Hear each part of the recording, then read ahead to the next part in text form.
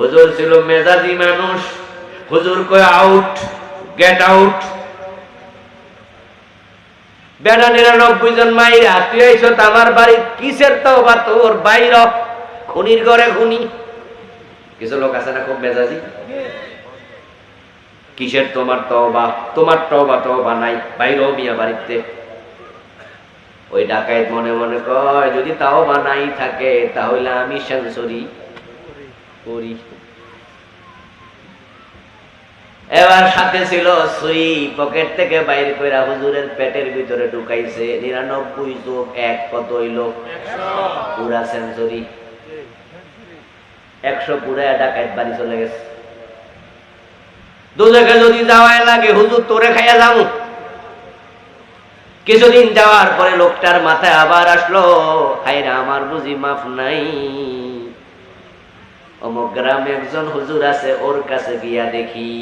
ওই হুজুর ছিল বড় দয়াওয়ালা, দয়াওয়ালা, দিলটা বড় নরম। ওই হুজুর বলল 100 জন খুন করে আসছি। শুইনা হুজুর কয়, ও মিয়া তুমি যদি ভালো হতে চাও, ভালো হওয়ার সুযোগ আছে। আমার আল্লাহ বলছে আল্লাহর রহমত থেকে নিরাশ হওয়া যাবে। কোরআনেও আছে লা তাকুনাতু মির রাহমাতিল্লাহ, আল্লাহর রহমত থেকে তোমরা নিরাশ হইও না। তোমার পাপ যদি হয় সমুদ্রের ফেনা পরিমাণ, আল্লাহর রহমত সমুদ্রের পানি পরিমাণ। সুবহানাল্লাহ। তোমার পাপ যদি হয় পাহাড়ের চূড়া পরিমাণ, আল্লাহর রহমত তো আকাশ পরিমাণ উঁচু। হাদিসটা লম্বা, সেদিকে আর গেলাম না। হাদিসের শেষ অংশ হলো আল্লাহ এই লোকটারেও জান্নাত দিয়ে দিছে, কিন্তু শিরিক করলে জান্নাত হারাম। قال النبي صلى الله عليه وسلم قال تعالى يا بني آدم إنك لو أتيتني بقراب الأرض خطايا ثم لقيتني لا تشرك بي شيئا لأتيتك بقرابها مغفرة। হাদিসে কুদসি আল্লাহ তাআলা বলছে, ও বনি আদম, আদমের সন্তান শোনো, তুমি দুনিয়ায় যত মাটি আছে, পাহাড় আছে, ওই সবটা পরিমাণ গুনাহ করে ফেলো, ওই গুনাহ নিয়ে তুমি মইরা যাও। শিরিক করো নাই, তাওবাও করো নাই, আমল নামায় দুনিয়ার মাটি পরিমাণ, পাহাড় পরিমাণ গুনাহ আছে, আমার কাছে আইছো ওই পরিমাণ গুনাহ নিয়া, কিন্তু আমি আল্লাহ তাকায় দেখি তোমার আমল নামায় কোনো শিরিক নাই। তাহলে তুমি অপেক্ষা করো, আমি ওই পরিমাণ ক্ষমা নিয়া তোমার সাথে দেখা করব।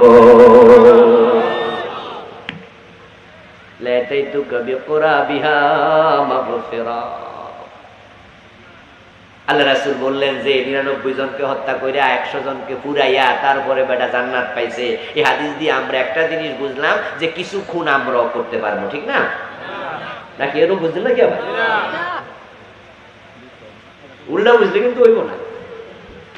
আল্লাহর হাবিব এই হাদিস শুনায়া আপনাকে আমাকে খুনের জন্য অনুমতি দিছে নাকি বুঝাইছে শিরিক করো না? 100 জন খুন করলো মাপ যদি পাওয়া যায় তাহলে তুমিও মাপ পাওয়ার সম্ভাবনা আছে। তবে শব্দ হলো লিমাইয়াশা, আল্লাহ যদি চায়।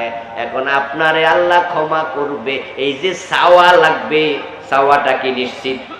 নাও তো চাইতে পারে। ওই যে মহিলা কুকুরকে পানি খাওয়াইয়া সব মাপ পাইয়া গেছে, তাই আপনিও ব্যভিচার জেনা মদ খাওয়া শুরু করে দেন, এরপর কুত্তারে পানি খাওয়াই দিবেন, আল্লাহ মাফ করে দিব নাকি? উল্টা বুঝলে কিন্তু হইব না। আমার বন্ধু, হাদিসগুলো দিয়ে বোঝা যায় আল্লাহ চাইলে সব গুনাহ মাফ করতেও পারেন, কিন্তু শিরিক করলে মাফ করা হবে না। তাই শিরিকের ব্যাপারে সাবধান হওয়া লাগবে।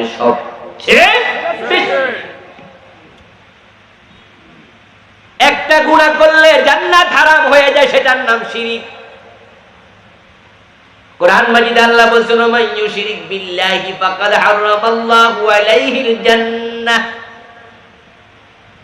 যে ব্যক্তি শিরক করবে অবশ্যই আল্লাহ জান্নাত হারাম করবে।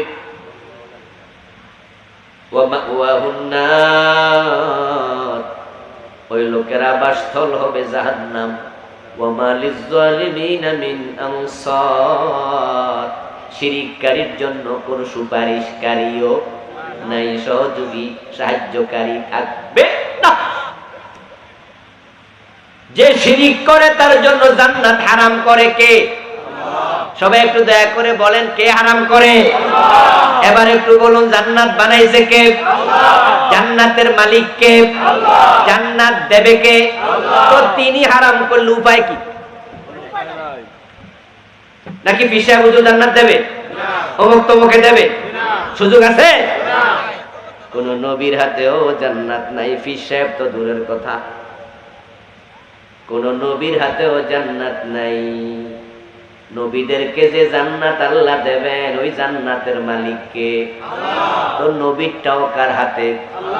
নবীর হাতে জান্নাত যদি থাকতো, নূহ নবী কেনান রেও দিয়া দিত, কারণ উনার পুত। কিন্তু কেনান জান্নাতি না জাহান্নামী? নূহ নবী চাইলেও দিতে পারবে? আরে ভাই, নূহ আলাইহিস সালাম তো দুনিয়াতে ডবক খাইছে, আর আখিরাতে কেমনে? কোরআনে আছে এটা।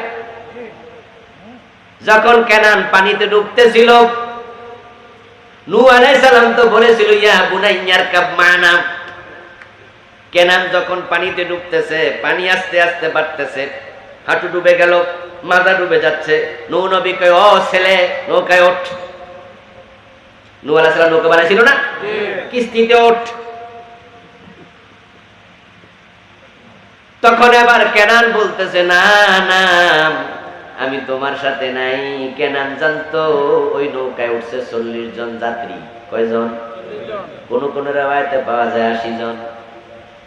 ওই নৌকাতে উঠতে একটা টিকিট কাটা লাগে, টিকিট ছাড়া বিমানে চড়া যায় না। প্রধানমন্ত্রী যদি বিদেশ যায়, টিকিট লাগে না? টিকিট তো লাগবে, টিকিট লাগবে। ওই টিকিটের নাম হচ্ছে লা ইলাহা ইল্লাল্লাহ নূহুন নবিয়্যুল্লাহ। কেনান কয়, আমি এই টিকিট কাটবো না। আরে যদি টিকিট না কাটস, নৌকায় না ওঠস, ডুবে যাবি তো। কেনান তখন জবাব দে, সাউবি ইলা জাবালিন ইয়াসিমুনি মিনাল মা।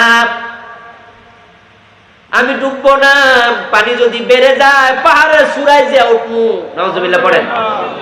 সাউবি ইলা জাবালিন, পাহাড়ে উঠমু, ইয়াসিমুনি মিনাল মা।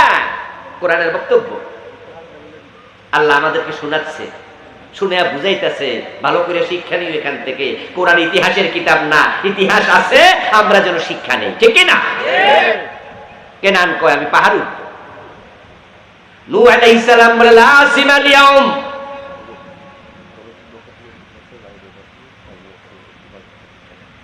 বুঝি নাই?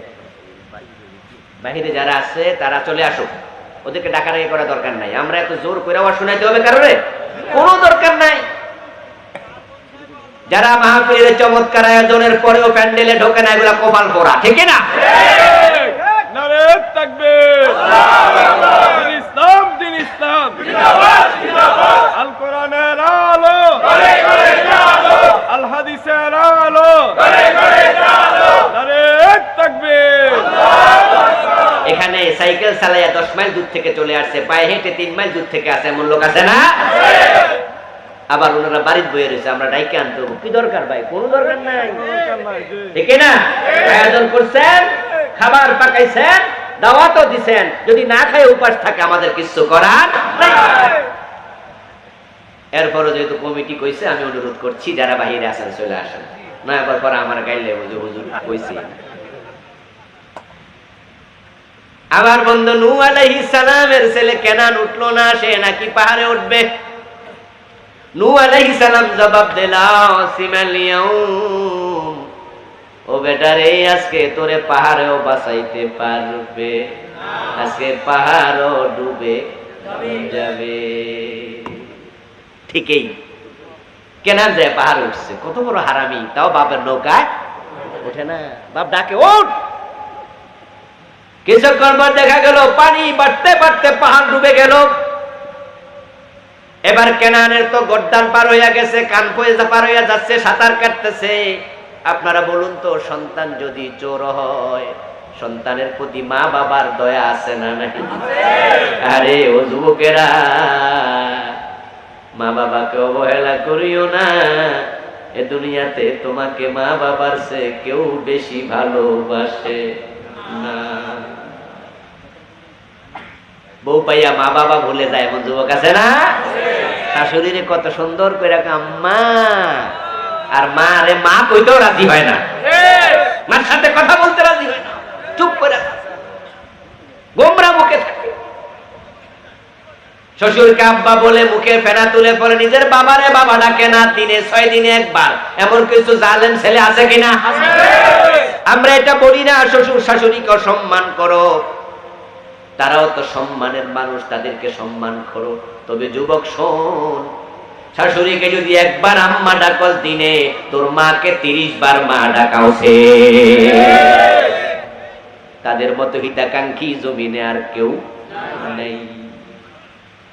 এজন্যই তো সন্তান যদি মশারির নিচে ঘুমায় মা বাবার সাথে, হঠাৎ করে বাতি নিবানোর পরে একটা আওয়াজ আসছে, মশা গান গায়, মশা আওয়াজ করছে, তখন মা বাবা কয় বাতিটা লাগাও, লাগাইয়া মশাটা আগে মারো তারপরে ঘুমাও।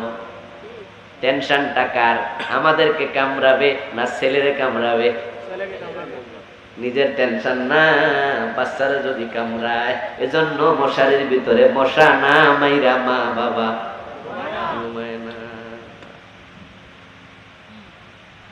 ও প্রিয় ভাই, নূহ আলাইহিস সালাম উনিও তো বাবা, সন্তানের প্রতি উনারও মায়া।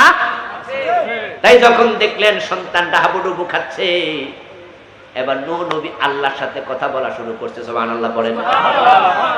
এত কত ছেলেরে ডাকছে, ওঠ ওঠ ওঠ, ছেলে তো উঠলো না। এবার আল্লাহ তাআলাকে বলছেন, ইন্নাবনি মিন আহলি, ও আল্লাহ তুমি না আমারে বলছো আমার পরিবার পরিজন তাদেরকে যেন নৌকায় তুলি। ওই যে আমার ছেলেটা পানিতে ডুবে মরে যাচ্ছে, হে তো আমার পরিবারের ছেলে, আমারই তো ছেলে। আল্লাহ তুমি হেরে একটু তুলা দাও, তুমি তার একটু বুঝ দাও, তুমি বাঁচাইলে তো পারো। মুসা হযরত নূহ আলাইহিস সালাম ওই চিন্তা নিয়ে আল্লাহরে ডাক দিছে, ইন্নাবনি মিন আহলি। এটুকু বলার পরে আল্লাহ সাথে সাথে ধমক মারছে, লা তাকফু মা লাইসা লাকা বিহি ইলম। আল্লাহ ধমক মারছে, লাইসা মিন আহলি, লাইসা মিন আহলি। এই নূহ, যা জানো না তা বলবা না। এ কেনান তোমার কেউ না, ছেলে না, পরিবারের কেউ না, তাকে আমি ক্যান্সেল করে দিয়েছি। লাইসা মিন আহলি। যেখানে দুনিয়াতে পানি থেকে নৌকায় তোলার অনুমতি আল্লাহ দিল না, সেখানে আখেরাতে নূহ নবী চাইলে ছেলেরে জান্নাত দিতে পারবো? নবীর হাতে জান্নাত যদি থাকতো, ইব্রাহিম আলাইহিস সালাম তো বাবা আজরকেও জান্নাতটা দিত। হাসরের মাঠে কিন্তু ইব্রাহিম নবী একটু চেষ্টাও করবে, এটাও হাদিসে। বিরক্ত হচ্ছেন না তো? মনোযোগ দিয়ে একটু শুনুন, তারপরে শিরকের মূল কথাগুলো বলবো, কোনগুলো আমাদের ভিতরে ঢুকে গেছে। আল্লাহর হাবিব সাল্লাল্লাহু আলাইহি ওয়াসাল্লাম বলতেছেন, আজরের গলার মাঝে, হাতের মাঝে, পায়ের মাঝে জাহান্নামের বেড়ি লাগাইয়া, শিকল লাগাইয়া ফেরেশতারা টেনে হেঁচড়ে আজরকে জাহান্নামের দিকে নিতে থাকবে। কিছু দূর যাওয়ার পরে হঠাৎ করে আজরের সামনে ইব্রাহিম আলাইহিস সালাম পড়বেন। ইব্রাহিম জান্নাতের পোশাক পরে আজকে ভিআইপি স্টাইলে বসে আছে। সুবহানাল্লাহ। রাসূলুল্লাহ সাল্লাল্লাহু আলাইহি ওয়াসাল্লাম বলেছেন, ইয়াশারুন নাস ইয়াউমাল কিয়ামাতি হুফাতান ওয়া উরাতান ওয়া গুরলা। হাশরের দিন মানুষ থাকবে ল্যাংটা, উলঙ্গ, কাপড় থাকবে না, খতনা থাকবে না, পায়ে জুতা থাকবে না, সবাই উলঙ্গ উঠবে। আল্লাহ ইব্রাহিম নবীকে 1 নম্বরে জান্নাতের পোশাক পরাইয়া দেবে। ইব্রাহিম আলাইহিস সালাম জান্নাতের পোশাক পরে খুব ভিআইপি স্টাইলে আছে, আর বাবার গলায় রশি, হাতে রশি, পায়ে রশি, জাহান্নামের শিকল লাগাইয়া ফেরেশতারা টানতাছে। ছেলের সামনে পড়ে গেছে, ছেলের দিকে তাকাইছে। ইব্রাহিম আলাইহিস সালাম হঠাৎ করে তাকায়া দেখবে, আরে আমার বাবা। আচ্ছা বলুন তো, বাবা যদি ডাকাইতো হয়, বাবার প্রতি ছেলে সন্তানের মায়া আছে না নাই? আরে ভাই, বাপ যদি পাগল হয়, আর আপনি যদি শোনেন গরিবুর বাজারে আপনার বাপটা পাগল হাঁটতেছে, বাড়িতে আসে না, কিন্তু কেউ একজন তারে লাঠি দিয়া পিটাইছে, আপনার বাড়িতে চোখের পানি এসে যাবে।